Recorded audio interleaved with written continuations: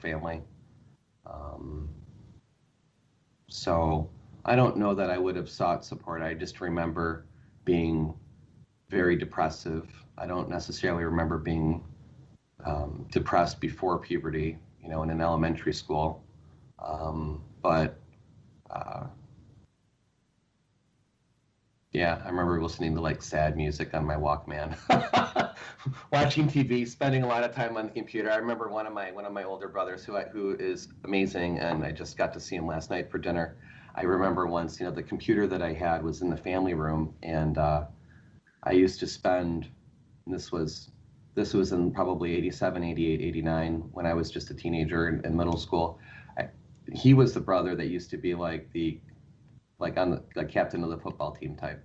And I remember him coming in and saying that I was going to regret my choices and not having more friends and not getting out more. And lo and behold, if I didn't just if all of this hurt and pain didn't create just such an amazing life for me where I got out the most, have the most friends all over the world, and have just tried all these little bits and pieces that I felt like hurt me when I was younger, I also feel like they're what fueled me um, through to this beautiful life that I've got today. So I wouldn't change anything.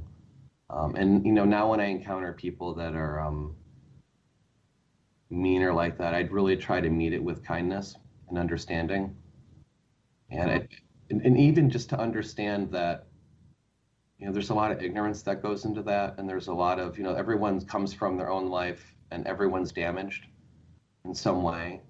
And so now even I'm trying to be like have some next level thinking for myself, where I try to imagine, what type of awful home do they live in, what kind of messaging do they get from their parents. And for me, I've always said it, and I really believe it. I believe that hate is taught, it's learned, It will be experienced in that home. it's passed from one generation to the next. As a father of three, how do you feel that it's changed? I mean, you see your kids going to school. Have you experienced them being bullied, and how the school reacts to it? Do you think so? So there are way more support resources now. I feel fortunate that the area we live in has probably always had pretty decent resources for that. But like I know at the high school that my children go to, they have like a gay straight what they call gay straight alliance, and that's like, I mean, now with COVID, these things really don't exist anymore because the kids aren't even going to school; they're remote learning. But in the past couple of years, two of my kids used to go to that when they had their meetings, and it's there's a much longer list than just gay and straight and trans now. I'm still learning new words. There's lots of different ways that children are identifying, and so I think that there are good resources there. I mean, Calvin, that he came out to us about 3-4 years ago, and then proceeded to do that openly in school. And he really does amaze me. I've been so proud of him. He's also very sensitive, but he has a pride and a spirit that just doesn't let him react to feel beat down. He doesn't react angrily. He seems to deal with it much better than I have, because he's been bullied, where kids make comments, and he's just had an amazing ability to kind of like turn it around and flip it back at them, which is something I never did. So it amazes me now that you think how far we've come, that people would still get bullied for their sexual orientation. I even experience it when I travel. Like I guess in some circles or in our industry, like at these events that we go to, sometimes I'm known for wearing very colorful shirts, or shirts that are hand painted, or very loud sport coats or jackets. And I've found that when I travel, I'm more likely to wear those items than I do when I'm in Michigan. Um, for me, it's just authentic. It's my style, even if it wasn't always, it's sort of what it's grown into. But I find that, living where home base is in a Midwestern space, I tend to not, um, I tend to not be wanting to draw the attention to myself quite as often. But I've noted, and I think that that's one of those things that's had people accost me when I'm traveling sometimes too, because some of the stuff I wear is pretty ridiculous. It's pretty flamboyant, but I love it.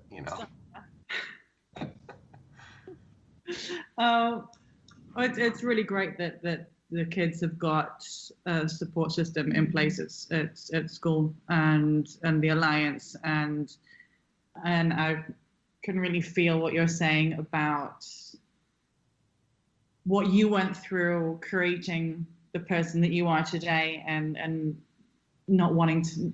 I mean, it's hard to say you don't regret it because they weren't your actions, but I had this really interesting and difficult conversation with Calvin, because as much as I've always tried to be a wonderful and supporting parent, we're still sometimes kind of like oil and water on our perspectives. We just see things differently.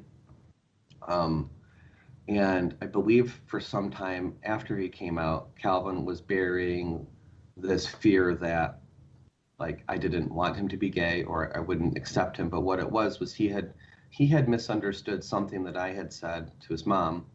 Or, I don't remember the exact conversation, whether he was in the conversation or he had heard a conversation where, I basically said, of course I don't want him to be gay, but the fuller part of that conversation was, because God, it's such a hard road, and he's my son, and I love him, and I know what challenges he has ahead of him with how that will make difficult moments and test him. And of course, each of us, when we have kids, we would like them to have a better, I guess maybe easier experience. We don't want our kids to feel pain, to feel hurt, to be physically hurt, to be attacked. And I know that all of these things, for anyone that's gay, bi, trans, or of any of these orientations, it's all stuff that I believe everyone is probably encountering at some point in their life. And so when I was saying that, it wasn't like I wished I could change him. It was that, I really, I just want love I want love from my child, So, it required some more conversation, and we talked about it a few times again for him to really understand and believe what my perspective was on that, and even that what I was saying was coming from, like, a good place, a loving place. So.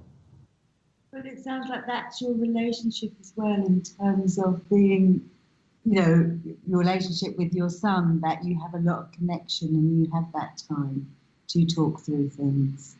We do. Space. And I think it's good that he's got that support system. His siblings, all of my kids are unconditional with each other. They've got good communication with us. At least one half of the side of the family, grandparents are on board and being really sincere and loving and supportive. And so we've tried to build, that safety net to support all of the kids properly. So. Very, very fortunate, as I said, to have such a strong support group around them, and to have each other. It sounds like they're all very, very close as well. They are. It's really cute. Yeah, they are close, and it was, I've seen as there were a few moments in earlier primary education where, Calvin's brother stood up, also stood up for him, and Liz too, I had even had a chat about this with my own therapist at one moment, and this was the same conversation, like, as I was trying to explain back to Calvin, and he was really just saying, but Brad, you have to let your son have that same journey that you've had, and just feel like he's going to be able to pull himself through. You can't make everything easy for him, and you just have to have some faith that it's all going to work out.